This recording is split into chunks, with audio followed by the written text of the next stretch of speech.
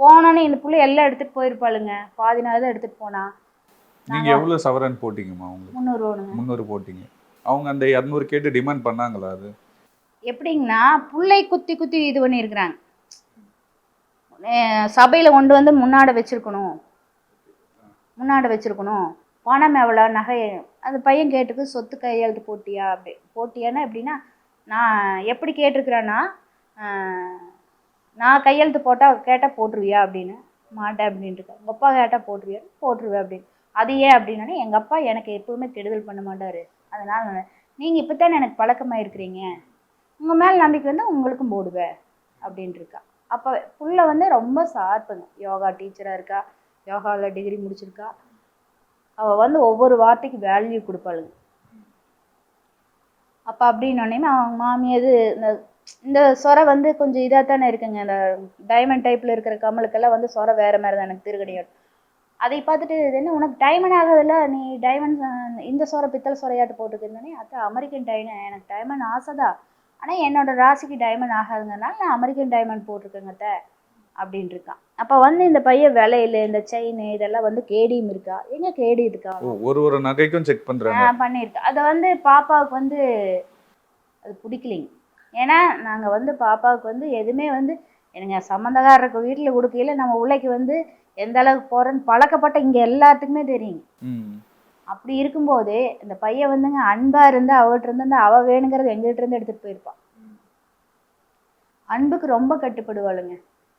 ஆனால் எவ்வளோ நாளாக இங்கே இருந்தாங்கம்மா? இந்த அந்த கோயிலுக்கு போனாங்க இல்லையா, அதுக்கு முன்னாடி எவ்வளோ நாட்களாக இங்கே இருந்தாங்க உங்கள் வீட்டில்? 1 வீக் இருந்தாங்க. 1 வீக். 22 வந்தாங்க இங்கே? 2 பேரும் தான் வந்தாங்க.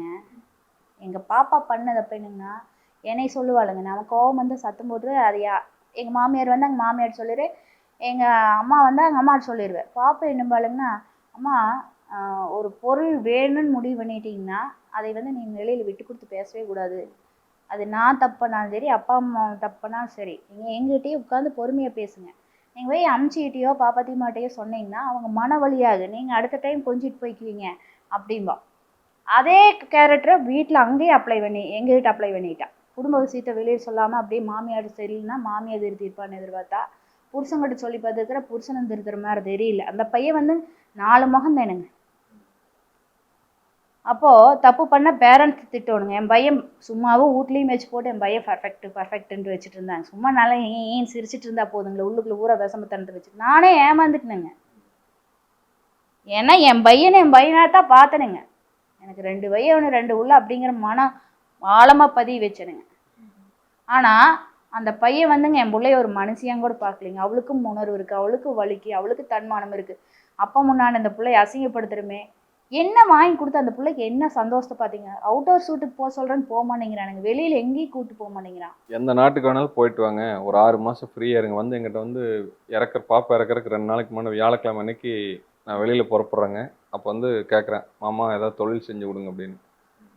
இந்த டோர் கிட்ட நான் அப்போ நான் என்னங்கிற ஃபஸ்ட்டு வந்து வெளியில் எங்கேயாவது போயிட்டு வாங்க, அவுட்டோர் போயிட்டு வாங்க. ஒரு 3 மாதம் 4 மாதம் ஜாலியாக சுற்றுங்க, ஒருத்தர் புரிஞ்சுக்குங்க. செலவு பற்றியெல்லாம் கவலைப்படாதீங்க, என்ன செலவாகுது நான் பார்த்துக்கிறேன். முதல்ல வெளியில் எங்கேயாவது புறப்பட்டு போங்க, போயிட்டு வந்து என்ன தொழில்னு சொல்லுங்கள். தொழில் பற்றியெல்லாம் கவலையில் நான் செஞ்சு கொடுக்குறேன். தொழில் இப்போ முக்கியமே இல்லை. தொழில் என்ன இப்போ உடனே தொழில் செஞ்சாகணும் என்ன இருக்குது, நீங்கள் முதல்ல போயிட்டாங்க அப்படிங்க. சரிங்கன்ட்டு உள்ளே வர்ற அப்படிங்க நான் வெளியில் கிளம்புறேன். ஆனால் பார்த்தீங்கன்னா எங்கேயுமே பிள்ளை வந்து லோக்கலில் இருக்கிற ஒரு கோயிலுக்கு கூட கூட்டிகிட்டு போகல, ஒரு சினிமா அவள் பாட்டு போகிறது நான் வர்றேன்னு அந்த ஒன்லையும் கூட புட்டேஜ் வந்திருக்குன்னு நினைக்கிறேங்க. இவன் காரை திறக்கிற மாதிரி இது வந்து அது நடந்த சம்பவம் என்ன தெரியுங்களா, அந்த அன்னைக்குங்க நானும் வர்றதுன்னு ஃப்ரைடே நடந்ததுங்க அது.